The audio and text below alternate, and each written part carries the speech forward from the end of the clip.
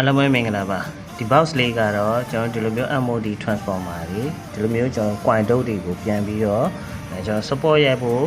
အသုံးပြုဖို့အတွက် time control box လေးဖြစ်ပါတယ်ဆိုတော့ဒီကောင်လေး time control box လေးဘယ်လိုလုပ်လဲဆိုတာလေးကိုကျွန်တော်ဆန်းပြပေးဖို့ကျွန်တော်ဒီမှာတော့ AC မီလုံးနဲ့ကျွန်တော်တက်ထားပေးတယ်ဆိုတော့ဒါလေးကိုကျွန်တော်ဆက်ဆန်းပြပေးမယ် AC on လိုက်ပြီပေါ့နော် AC on လိုက်ပြီဆိုရင်ကျွန်တော်ဒီမှာက switch button ရှိရယ် switch button ကိုအခုအချိန်မျိုးမှာဒါကျွန်တော်ဖွင့်လာတာပေါ့နော်နှစ်ခုလုံးဖွင့်လာတယ်ဆိုတော့ကျွန်တော်ဒီမှာနှစ်ခုလုံးပိတ်ထားတဲ့အနေထားမှာဆိုရင်ကျွန်တော်ဒီမှာ MOD ကို power ပေးတဲ့ဘက်ချမ်းကလောကမီးအလင်းပေါ့နော်ဆိုတော့ကျွန်တော်ဒီမှာအချိန်အနည်းဆုံးနံပါတ်1ခလုတ်ကိုကျွန်တော်ဖွင့်လိုက်မယ်ဖွင့်လိုက်တဲ့အချိန်မှာဆိုရင်ဒီမှာမီး support ရိုက်တော့တဲ့အချိန်ကအနည်းဆုံးလေးပေါ့နော်ကျွန်တော်ဒီမှာ button လေးကိုနှိပ်လိုက်မယ်ဆိုတော့ဒါအနည်းဆုံးပေါ့နော်ဟုတ်ပြီအဲ့ဒါပြီးရင်ကျွန်တော်ဒီဒုတိယဟာကိုဖွင့်မယ်ပထမဟာကိုပိတ်မယ်တိတ်တဲ့ဟာကတော့ဒုတိယအချိန်များဆုံးပေါ့နော်ဒါဆိုရင်ဒုတိယအများဆုံးအချိန်ပေါ့နော်ဒါမှ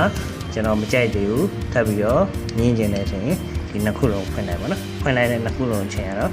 အကြဆုံးပဲဒါဆိုရင်ဒါကတော့အကြဆုံးပေါ့နော်ဆိုတော့ကျွန်တော်တို့နံပါတ်1 setting လေးကိုပြန်ပြမယ်1ကတော့အများဆုံးပေါ့နော်ပြီးလို့ရှိရင်2ပေါ့နံပါတ်2ကတော့ကျွန်တော်နည်းလေးကြားတယ်နံပါတ်3ပေါ့နော်3ကနှစ်ခုလုံးဖွင့်လိုက်ရင်ကျွန်တော်ဒါကတော့အချိန်ကြာဆုံးဖြစ်တယ်ဆိုတော့ဒါလေးကိုကျွန်တော်မီးလုံးလေးနဲ့ဆန်းပြပြီးဆိုရင်ကျွန်တော်ဒီMOD transformer နဲ့တက်ပြီးတော့ကျွန်တော်ဒီ lithium မှာsupport ရိုက်ပြမယ်ဆင်ရတာလွယ်ပါတယ်ဒီ controller ဘက်ကထွက်လာတယ်ကျွန်တော်ကျိုးနှစ်ချောင်းကို MOD ရဲ့အဝင် primary ဘက် AC 220 ဘက်မှာတက်ပေးလိုက်ရုံပါပဲတကယ်လို့ကျွန်တော်ဒီလိုမျိုးcoin တုပ်တွေပေါ့နော် main coin တုပ်တွေနဲ့ပြန်သုံးမယ်ဆိုရင်ကျွန်တော်ဒီလိုမျိုးအဝင်220နဲ့ကျိုးရှိတဲ့နေရာမှာ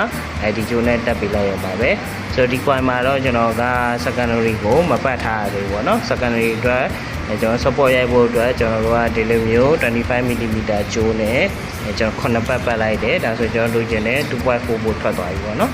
ထပ်သွားရင်တော့ကျွန်တော်ဒီလိုမျိုးsupport band လေးတက်လိုက်တယ်ပေါ့နော် support band လေးတက်လိုက်တယ်တက်ပြီးလို့ရှိရင်ဒီ control bar လေးနဲ့ကျွန်တော်ဆန်းပြပေးမယ်ဆိုတော့ဒီ control bar မှာအနည်းဆုံးအချိန်ပေါ့နော်အနည်းဆုံး setting ကိုကျွန်တော်ဖွင့်လိုက်မယ်ဖွင့်ပြီးတော့ကျွန်တော်ဒါလေးကတော့ညကျေပြလေးပေါ့ညကျေပြလေးကိုကျွန်တော်မှကျေပြပေးမယ်